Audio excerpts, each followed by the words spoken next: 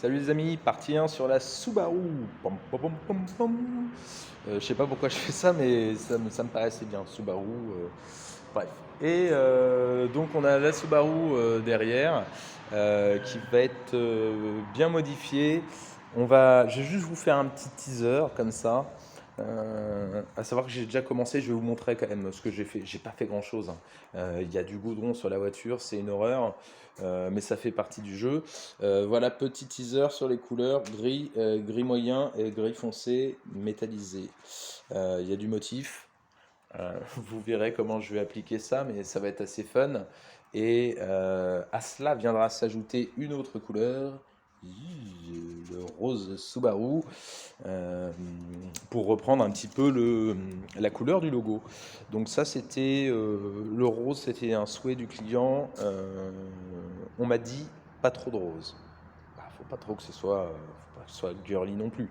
Il faut que ce soit un petit peu sympa. Donc on reprend le logo en rose et puis après on fait des choses. Donc le client m'a déposé la voiture. Pour vous donner une idée, donc elle a des feux Angelize. Ça, on aime ou on n'aime pas. Moi je préfère les feux d'origine, lui aussi d'ailleurs, mais il l'a acheté comme ça. Dans l'idée, je sais qu'il aime beaucoup les STI. Donc ce qu'on va faire, c'est sûrement lui faire une plaque ici type STI. Je vais garder les anti-brouillards derrière parce que j'aime bien.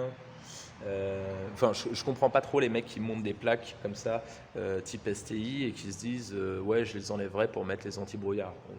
Bon, moi, je vois pas trop le délire, mais bon, je comprends, hein, si tu veux t'arrêter pour démonter ta plaque et allumer tes anti-brouillards la nuit, bon, ou quand il y a du brouillard, tu fais ce que tu veux, hein, mais moi, je le ferai pas.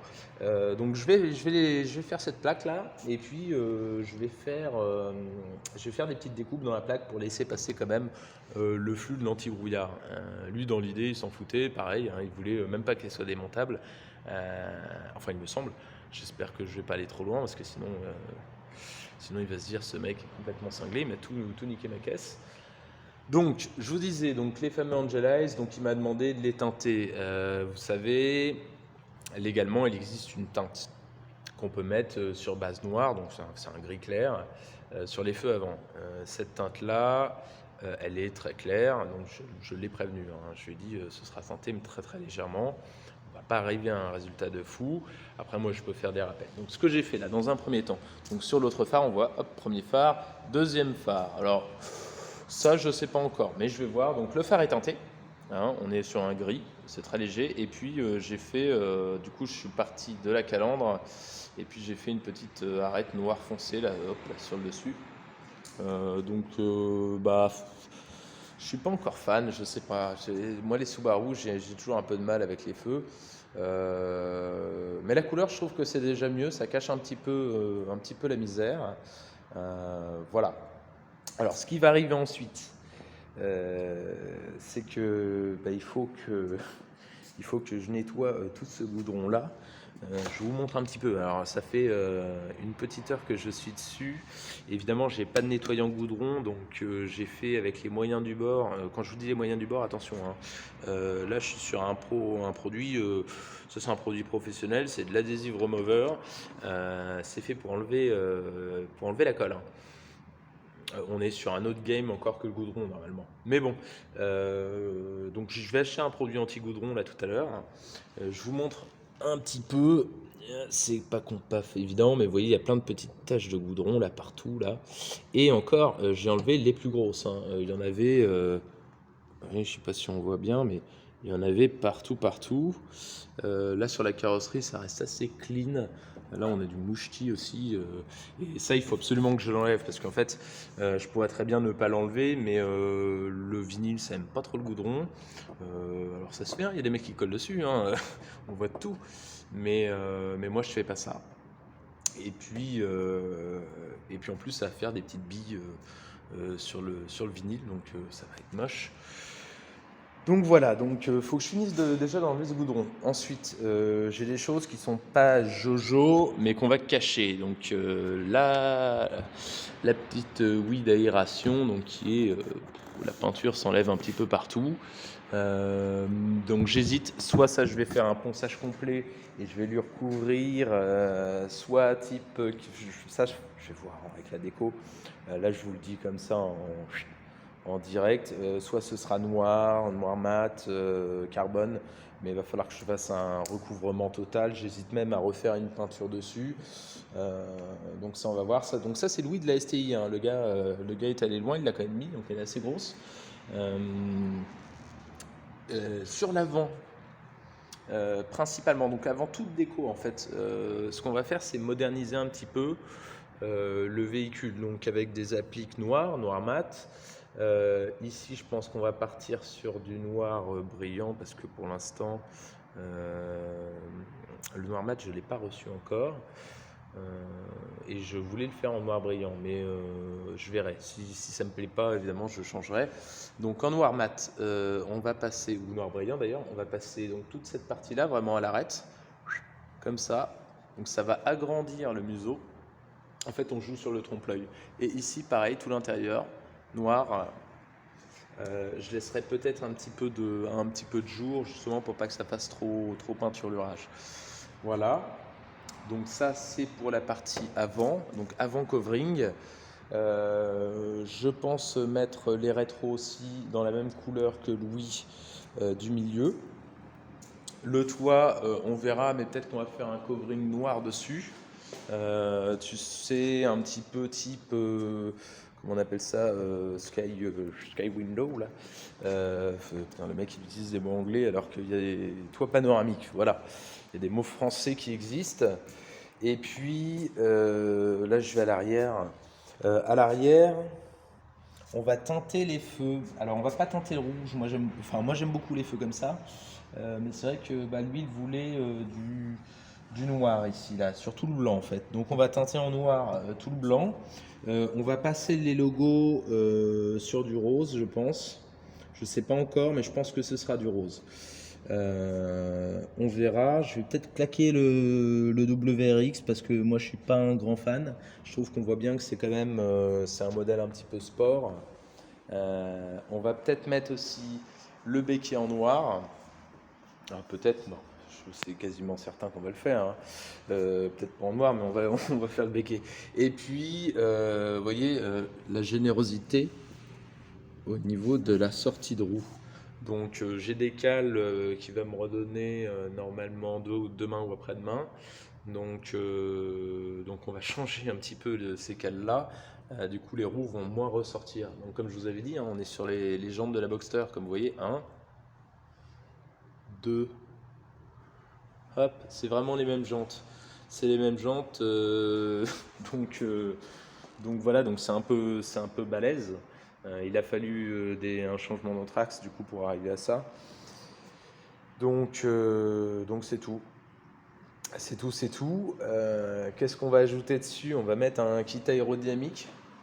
Donc on va mettre juste, enfin bref, en dessous, on va ajouter que je cherche des side skirts, des bas de caisse. Alors bas de caisse, comme ce que je vais faire sur la Boxster, c'est-à-dire qu'on va lier un petit peu pour essayer de créer un lien avec le fond de la voiture, que ce soit tout ça, que ce soit bien plat. L'idée c'est que justement l'air du dessous ne remonte pas et vice versa, et que l'air du haut ne s'engouffre pas, enfin limite en tout cas l'engouffrement sous la voiture. Ce sera quand même bien mieux. Et puis sur l'arrière, on va lui faire un diffuseur parce que voilà, lui veut un kit aéro complet. Il m'a dit les seules limites qu'il y a, c'est le kit. Il faut pas que ce soit en mode râpe à fromage. Enfin, on n'est pas sur le plateau de fromage du chef, hein, avec le camembert et tout ça, hein. C'est pas un truc gigantesque. Donc on va faire un truc un peu discret. Ça il faut que je vois avec lui encore parce que moi j'aime beaucoup couper les pare-chocs. C'est un peu ma passion. Donc j'aimerais bien lui couper un petit peu son pare-choc pour vraiment que ce soit intégré parfaitement. Parce que sinon ça fait toujours un peu rajouter. Bon, ça c'est histoire de goût, mais voilà. Évidemment, couper un pare-choc, les gens ils vont dire oh là sacrilège, on peut pas revenir en arrière. Ouais, mais quand on veut un résultat vraiment top, il faut que ce soit adapté. Et si on veut que ce soit adapté, des fois, il faut faire des concessions. Et sur l'avant, du coup, on va lui faire un petit front clip, un splitter là, une bonne petite lame sur l'avant, pas trop grosse non plus. Je pense qu'on on va pas dépasser le 5 cm de déport, juste de quoi couper les jambes des piétons, au cas où, hein, qu'on fasse quelque chose de propre. J'aiguiserai un petit peu la lame avant pour qu'il soit tranquille. Non, je rigole, hein. Euh, je pense pas qu'on puisse couper quelque chose avec ça, mais on ne sait jamais. Et donc le splitter finira ici. Et ce qu'il m'a demandé, lui, c'est d'avoir un petit retour là. Donc je pense qu'on va faire un retour en adéquation avec l'arête qui est ici. Vous savez, moi, j'ai fait des études de design, donc je me base toujours sur des faits, sur des choses qui existent sur la voiture. Donc je vais pas faire de choses à l'arrache, on va pas couper là d'un coup. Il faut que ce soit fluide, il faut que ce soit en adéquation, comme si le designer qui avait dessiné cette voiture-là s'était dit, tiens, voilà, on va faire ça. Donc ici on partira et je pense qu'on va faire une très légère remontée jusqu'ici, peut-être plus basse parce que je trouve qu'ici ce sera un peu haut. Euh, voilà, qu'on va faire tenir directement dans le pare-choc. Ça va nous faire une petite prise d'air qui, à mon sens, est pas du tout utile, qui va même léser peut-être un peu, enfin, je ne veux pas dire la tenue de route parce que je pense pas que ça va léser grand-chose, mais le problème c'est que si on fait l'arête là, avec les pneus qui ressortent, bah, finalement ce qu'on va faire c'est qu'on va faire engouffrer directement l'air. En fait l'air va être guidé et il va être guidé directement dans le pneu, donc ça va créer une sorte de freinage et ça va amener, bah, ça va faire comment on appelle ça, des perturbations en fait au niveau de la roue, hein, tout simplement. Euh, donc c'est pas fantastique. Mais bon, je vais essayer de voir ce que je peux faire d'autre, si je peux pas faire une sorte de petit déflecteur en fait qui va justement permettre d'orienter un petit peu l'air en fin de parcours pour le faire sortir de l'axe de la roue. Ouais, le mec parle d'aéro comme ça un petit peu à la nique. Mais voilà, dans l'idée c'est ça. Je vais pas vous montrer des calculs sur bande simulation. Je n'ai pas de bande simulation, donc je vais pas m'amuser avec ça. L'idée c'est de faire un truc joli qui soit quand même un minimum utile. On va pas faire des pièces aérodynamiques juste pour le look, que pour le look. Alors il y a des fois évidemment on peut, hein, si vous m'amenez un espace, on va faire ça que pour le look, hein, mais voilà, là on est là-dessus. Donc cette sub bah, va se commencer tranquillement. Je pense que je vais attaquer, donc là on est fin de week-end, donc je vais attaquer lundi. Lundi tranquillement, en même temps que bah, je dois faire des freins en même temps. Alors des freins, c'est pas pour l'entreprise, hein, mais c'est pour ma copine. Donc je suis obligé de lui faire ses freins, donc je vais lui faire ses freins et elle va être contente. Et j'attaquerai du coup la soupe directement avec le bon produit pour bien nettoyer et puis commencer à modéliser un petit peu la pose de ce que je vais faire. Ça va sûrement, ça va partir un petit peu en camouflage, hein, c'était l'idée de base. Et puis on va voir ce qu'on va faire. Il y aura des surprises parce que j'ai pas le droit de peindre les jantes, mais j'ai envie de te dire, je vais quand même les peindre parce que elles vont pas du tout aller avec la déco. Et quand ce sera fait, le client sera très content, j'en suis certain, et il n'aura pas le choix. Non, je rigole, mais oui, non, il sera content. Voilà. Et on va faire ça comme ça. Donc pour l'instant, la Subaru, on en est là. On la lance au plus vite. J'essaierai de vous faire, pour ceux qui veulent, je ne sais pas hein, si vous voulez voir un tuto, comment poser du film pour les feux, admettons, comment faire passer à certains endroits là où on n'arrive pas à le faire passer. N'hésitez pas hein, sur n'importe quoi. Hein, si vous avez une question sur un truc, vous me le dites. Le seul truc que je vous révélerai pas, c'est certaines techniques de conception que je vais utiliser. C'est le secret professionnel, c'est comme ça. Mais par contre, On peut, voilà, je peux vous faire des tutos sur des petites conneries. Moi, ça me dérange pas. Et puis, vous savez, je pose mon téléphone, je me filme pendant que je le fais. Je le mettrai en accéléré pour pas que ça vous casse trop les machins. Mais, euh, mais ouais, je peux donner des détails, ça fait partie de mon métier. Donc n'hésitez pas à me le dire dans les commentaires. Et puis bah, on se rejoint à la prochaine vidéo. Et là, moi, je vais aller faire dodo. Allez, bisous, bisous. Ciao, ciao.